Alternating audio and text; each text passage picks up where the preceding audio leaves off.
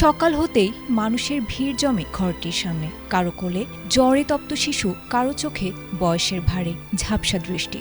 সামান্য প্যারাসিটামল কিংবা গ্যাস্ট্রিকের বড়ি, এই তো চাওয়া। কিন্তু দীর্ঘ ৮ মাস ধরে এই প্রত্যাশা আর প্রাপ্তির মাঝে দেয়াল হয়ে দাঁড়িয়েছে শূন্য আলমারি। মেহেরপুরের সীমান্ত ঘেঁষা জনপদগুলোতে সরকারি চিকিৎসা সেবার যে বাতিঘরটি জ্বলে উঠেছিল তেলের অভাবে, সেটি এখন নিভু নিভু। দোরগোড়ায় সেবা পাওয়ার স্বপ্ন যেন ফিকে হয়ে যাচ্ছে ধূলিময় টেবিল আর খালি প্লাস্টিক স্ট্রিপের ভিড়ে।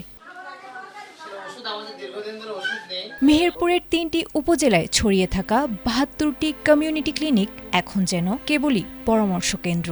১৯৯৬ সালে যে লক্ষ্য নিয়ে এই প্রকল্প যাত্রা শুরু করেছিল, ওষুধের সংকটে তা বর্তমানে হুমকির মুখে। হরিরামপুর সহ জেলার প্রতিটি ক্লিনিকের চিত্র একই। চিকিৎসক আছেন, রোগী আছেন, কিন্তু নেই নিরাময়ের প্রধান অনুষঙ্গ ওষুধ। জনগণ আসে এখানে, প্রায় প্রতিনিয়ত আসে, প্রায় ২০ থেকে ৩০, কখনো ৪০ জন পর্যন্ত হয়ে আসে, কিন্তু তারা ওষুধ না পাওয়ার কারণে তারা হয়তো বা শহরে যেতে পারেন না আর্থিক কারণে, বা যে পরিবহন খরচ হয়, সামান্য একটা প্যারাসিটামল যখন শহরে যাবে।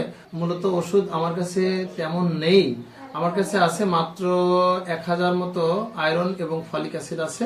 ভুক্তভোগীদের অভিযোগ, গত ৮ মাস ধরে কোনো জীবন রক্ষাকারী ওষুধ সরবরাহ করা হচ্ছে না। আগে যে সামান্য জ্বর, সর্দি কিংবা ব্যথানাশক বড়ি পাওয়া যেত, এখন তাও জুটছে না কপালে। ফলে বাধ্য হয়ে যাতায়াত খরচ আর বাড়তি টাকা ব্যয় করে প্রান্তিক মানুষকে ছুটতে হচ্ছে জেলা শহরের বড় হাসপাতালগুলোতে। যারা দিন আনে দিন খায়, তাদের জন্য এই বাড়তি ব্যয় এখন মরার ওপর খাড়ার ঘা। বাচ্চা নিয়ে ওষুধ নিতে এলাম, ঠান্ডা জ্বর কাশি, ভাই ওষুধ দিল না, ৫-৬ মাস ওষুধ নেই, যে হইল এক খুলে দেখাইছে ওষুধ নেই, পরামর্শ দিল অন্য জায়গায় নিয়ে যাও।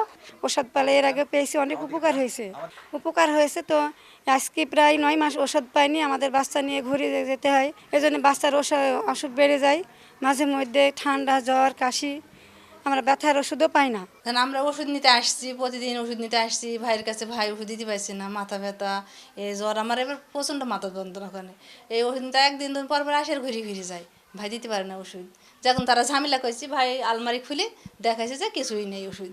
হরিরামপুর গ্রামের বাসিন্দারা ক্ষোভের সাথে জানিয়েছেন, ক্লিনিকে গিয়ে কেবল ব্যবস্থাপত্র হাতে নিয়ে ফিরতে হয়। দোকান থেকে ওষুধ কেনার সামর্থ্য না থাকায় অনেকেই বিনা চিকিৎসায় ধুঁকছেন। সীমান্তবর্তী গ্রামের মানুষগুলোর জন্য এই ক্লিনিকগুলোই ছিল একমাত্র ভরসা, যা এখন কেবল একটি ইটের কাঠামোয় পরিণত হয়েছে।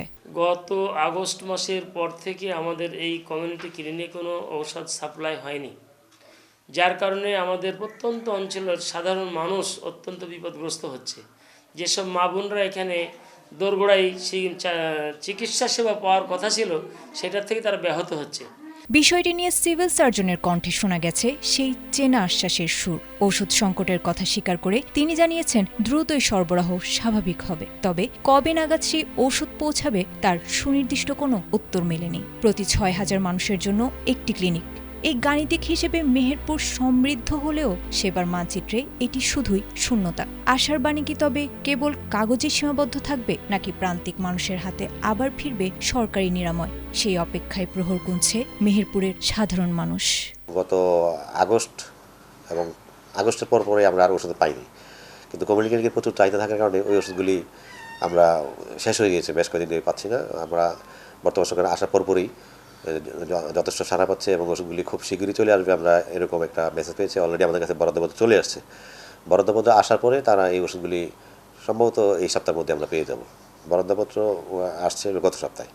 এখানে মেহেরপুর, চুয়াডাঙ্গা, সাথে কুষ্টিয়া, এরকম একটা চিঠি আমাদের কাছে আসছে। এটা ওষুধ আমরা হয়তো খুব শীঘ্রই পেয়ে যাবো আর কি। Desk report, ATN Bangla.